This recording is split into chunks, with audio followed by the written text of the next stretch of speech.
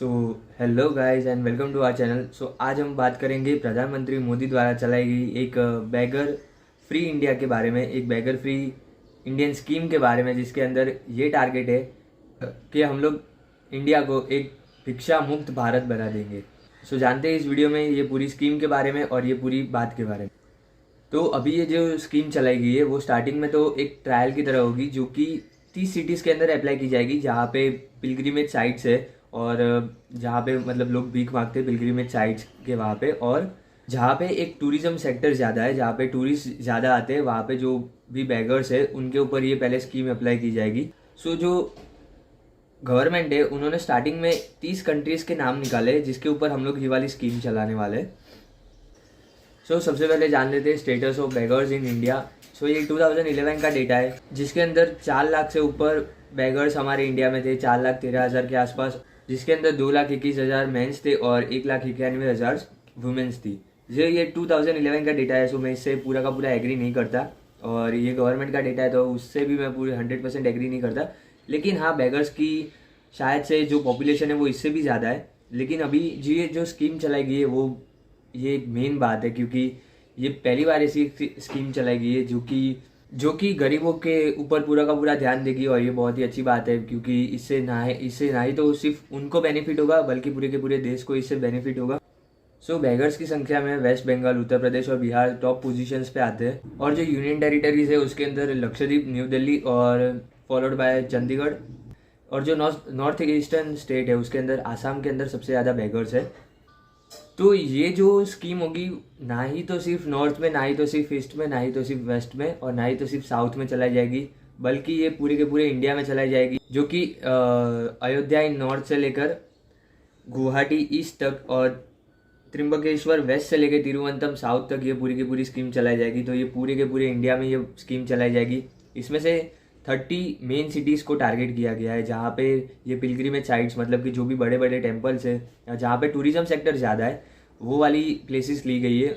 और ये जो स्कीम होगी इसके अंदर म्यूनसिपल कॉरपोरेशन को पूरा का पूरा सौंप दिया जाएगा कि आपको उस सिटीज़ में जाकर ये सब कुछ आइडेंटिफाई करना है, उनके पास फॉर्म्स फिल कराने हैं, और आगे उनको इससे मतलब क्या प्रॉब्लम है। वो गरीब तो कोई ऐसे ही तो भीख मांगता नहीं है, कोई उनकी भी इंडिविजुअल प्रॉब्लम्स होती है, उसीलिए कोई बैगिंग करता है, भीख मांगता है, और कोई किसी की सामने से तो इच्छा होती नहीं है कि वो जाके भीख मांगे। तो या तो उनके पास कोई मतलब सोर्स ऑफ इनकम नहीं है, या तो फिर उनके पास कोई स्किल्स नहीं है जिससे कि वो कुछ अर्न कर सके।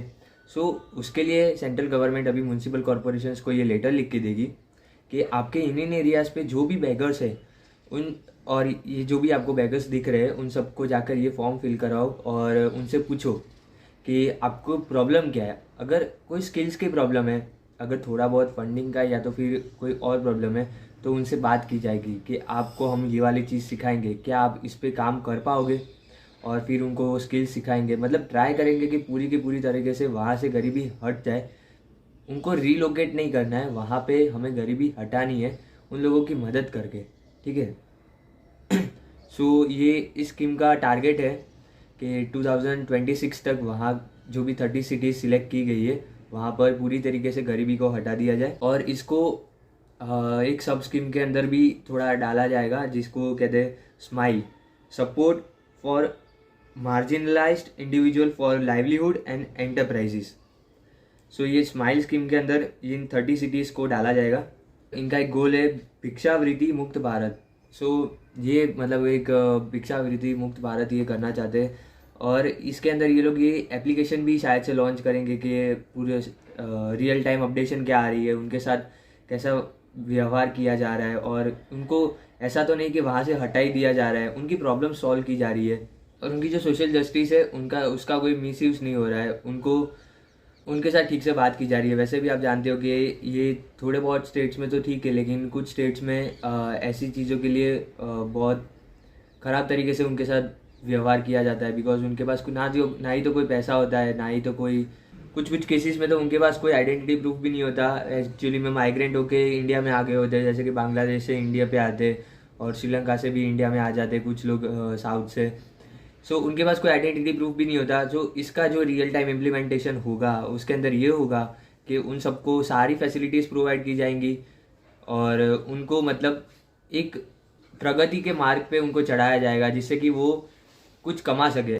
ये एक्चुअली में हमारी भी एक जवाबदारी बनती है कि हम लोग उनको, जब कोई हमारे पास भीख मांगने के लिए आता है तो उसको भीख नहीं पर उसको रोजगार दे। अगर आपके पास आपकी कोई खुद की कंपनी है या फिर आपके दोस्तों की कंपनी है, कोई पहुंच है, तो उसको वहाँ पे जॉब पे लगवा दे, उसको कुछ स्किल सिखाए, उसको थोड़ा सा आगे बढ़ने का मौका दे। एक बार उसको भीख ना दे कि पैसे तो बिल्कुल भी ना दे, उसको कुछ खाना है तो खिला दे, लेकिन ट्राई करे कि उसको जैसे आगे बढ़ा सके वैसे उसको जितना आगे बढ़ा सके उतना वो आगे बढ़े, उसको मेहनत और प्रगति के मार्ग पे आप चढ़ा सको, तो ये सबसे अच्छी बात है। सो ये सिर्फ सेंट्रल गवर्नमेंट की बात नहीं है, ये हमें भी उसके लिए कुछ करना चाहिए जिससे कि देश में से भिक्षु कम हो और उसको रोजी रोटी मिले, और इससे देश भी ज़्यादा आगे बढ़ेगा और ये इंसानियत के लिए भी बहुत ही अच्छा काम होगा, क्योंकि किसी को हर रोज़ रोजी रोटी मिल पाएगी वो आपके लिए दुआ देगा।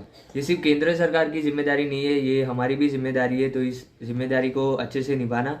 अगर आपके पास कोई ऐसी पहचान नहीं है, आपकी खुद की कंपनी नहीं है कि आप उसको रोजगार दे पाओ, तो ट्राई करना, कर सको तो कि उसको डीएम ऑफिस ले जाओ, वहाँ पे ले जाके उसको सही सलाह देना। डीएम भी कुछ उसके लिए कुछ करेगा, बिकॉज डीएम की भी ये जिम्मेदारी होती है कि पूरे के पूरे डिस्ट्रिक्ट को वो संभाले, तो वो उसके लिए कुछ सॉल्यूशन देगा, उनको देगा, आपको देगा।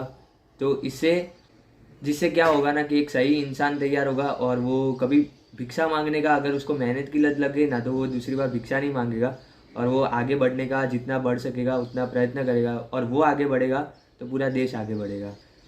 तो बेसिकली इस स्कीम के अंदर ये 10 सिटीज़ के नाम दिए गए: अयोध्या, कांगड़ा, ओमकारेश्वर, उज्जैन, सोमनाथ, पावागढ़, त्रिम्बकेश्वर, बोधगया, गुवाहाटी एंड मदुरई।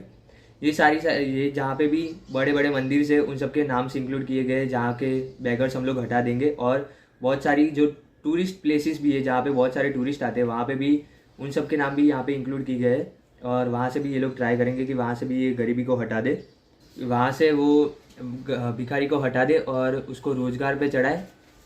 ये पूरा का पूरा ट्राई सेंट्रल गवर्नमेंट का, ये स्टार्टिंग में तो 30 सिटीज़ पे अप्लाई किया, लेकिन अगर ये सक्सेसफुल चला गया तो ये पूरे इंडिया में अप्लाई हो जाएगा और फिर आप देखोगे कि इंडिया कहाँ से कहाँ पहुँच जाता है। सो अभी आज के लिए इतना ही, मिलते हैं अगले वीडियो में, और मैं एक नेक्स्ट वीडियो हेल्थ इंश्योरेंस के ऊपर भी लेके आऊँगा। एक क्रांति आ रही है हेल्थ इंश्योरेंस के अंदर, उसके ऊपर एक वीडियो लेके आऊँगा। सो तब तक के लिए वेट करें। जय हिंद, जय भारत।